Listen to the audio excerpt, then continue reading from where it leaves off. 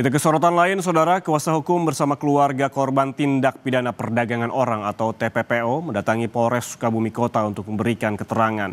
Keluarga ingin korban RR segera kembali ke Indonesia. Sebelumnya, pihak keluarga telah melaporkan korban RR yang menjadi korban TPPO di negara Tiongkok.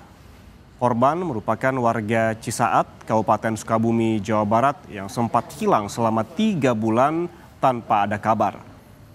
Keluarga mendapat kabar jika RR ada di Tiongkok dan mendapat perlakuan yang kejam.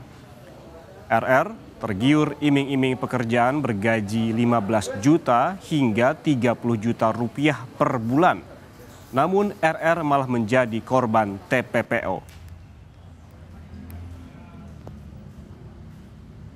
Memberikan keterangan saksi dan setelah itu mungkin langkah-langkah selanjutnya yang akan diambil oleh kepolisian bisa ditanyakan langsung. Kalau dari kuasa hukum sendiri Pak sudah apa data yang akan dibawa dari kuasa hukum sendiri Pak untuk dilaporkan ke kepolisian? Kita sudah melaporkan tanggal 9 kemarin dan ini adalah tindak lanjut dari pelaporan kemarin. Sesinya adalah mendengarkan keterangan para saksi. Sebelumnya, Saudara, seorang perempuan asal Sukabumi, Jawa Barat ini menjadi korban tindak pidana perdagangan orang. Awalnya, dirinya tergiur bekerja di Tiongkok dengan gaji besar. Oleh pelaku, korban kemudian disekap dan diduga dinikahkan dengan seorang warga negara Tiongkok dan dikirim ke negara tersebut. Di sana korban mendapatkan ancaman dan juga kekerasan seksual. Meski sudah berada di tempat aman, korban masih mendapatkan ancaman dari para pelaku TPPO. Tahun Bu, ya nanti, Yuswa nanti? 24. Kalau sekarang alhamdulillah baik karena udah ada penanganan ya gitu, tapi meskipun ada penanganan masih ada ancaman.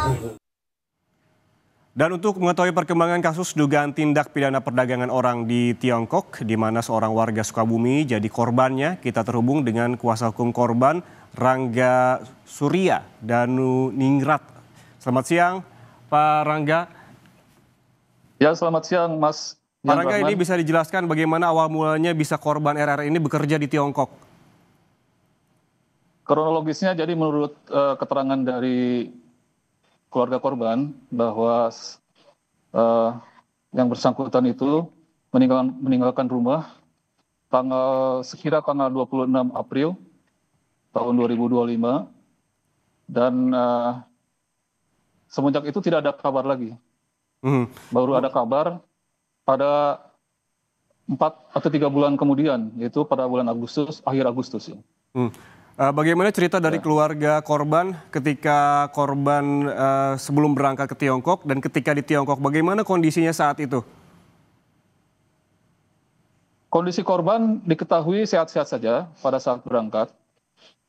Namun pada bulan Agustus, korban yang pada saat itu berhasil menyembunyikan handphone yang dibawa dari Indonesia, karena di sananya di ruangan itu dia disekap, ada di lantai 2 dan tidak bisa pergi kemana-mana selain ke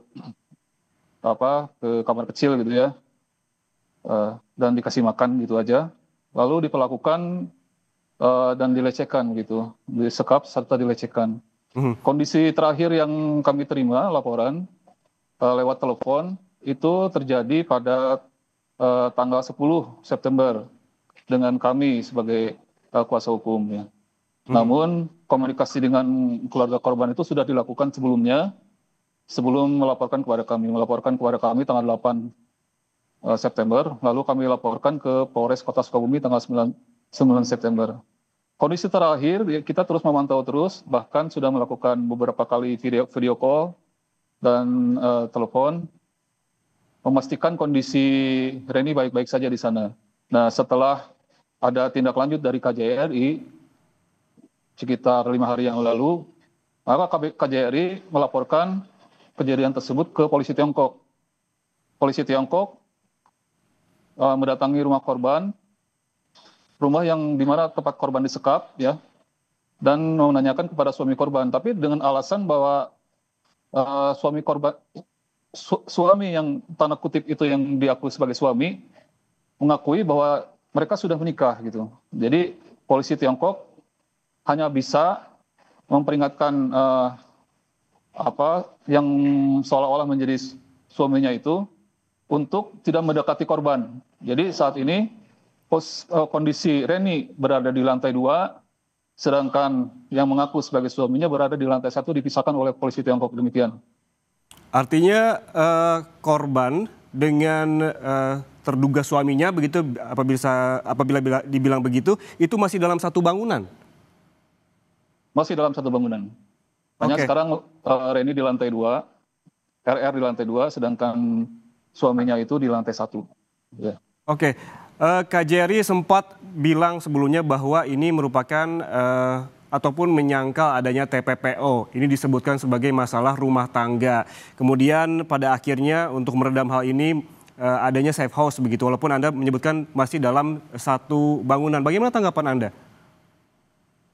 Kalau kami ini sebagai kuasa hukum ya dari keluarga korban, kami terus terang menolak dengan sangat keras pernyataan dari Konjen RI di Guangzhou, ya, Tiongkok. Karena kita lihat dari kronologis yang berdasarkan pengakuan korban. Saya tidak tahu berdasarkan pengakuan dari mana atau data dari mana sehingga membuat statement seperti itu. Dari informasi terakhir yang kami dapatkan bahwa korban RR ini sudah berada di safe house seperti yang Anda sebutkan tadi, namun masih mendapatkan ancaman, kabarnya seperti itu. Ancaman seperti apa yang didapatkan, Pak? Ancaman tidak datang dari suami korban, ya, tanda kutip suami korban. Semenjak didatangi oleh polisi Tiongkok, RR bercerita bahwa yang menjadi suaminya itu berinisial T, sudah mulai kooperatif dan sudah mulai berubah gitu. Dia tidak memaksa lagi karena sudah dilarang oleh polisi Tiongkok untuk mendatangi tempat korban di lantai 2. Gitu. Kemudian apakah ada komunikasi ataupun upaya apa lagi yang Anda lakukan juga bersama keluarga gitu untuk memulangkan paling tidak RR ke Indonesia atau paling tidak dalam waktu dekat bisa komunikasinya lebih lancar lagi lah begitu? Jadi kami ulangi dalam periode tanggal 10 sampai kemarin ya, Reni itu masih mendapat ancaman, tetapi bukan dari orang Tiongkok tersebut. Beliau mendapatkan ancaman dari orang yang memberangkatkan dari sini. Di antaranya 2 orang berasal dari Cianjur, 1 orang dari Bogor, dan 1 orang dari Jakarta. Yang sebelumnya Anda sebut sebagai sindikat itu ya, Pak? Betul, kami sebut sebagai sindikat karena ini terjalin dengan rapih ya. Rencana mereka dibuat sedemikian rupa seolah-olah terjadi pernikahan. Walaupun pada saat itu Reni ketika dinikahkan di Bogor, setelah dari Cianjur kan 1 minggu kemudian dibawa ke Bogor tuh. Ini menurut keterangan Reni bahwa di Bogor itu dia disekap selama 2 minggu. Setelah disekap itu ketika keluar ruangan ternyata sudah ada banyak orang. Dan di situ Reni diharuskan bilang untuk iya aja gitu. Nah disitulah terjadi pernikahan secara online dengan orang Tiongkok tersebut. Dan mungkin dugaan saya bahwa pernikahan itu di mata hukum Cina itu sudah sah gitu ya.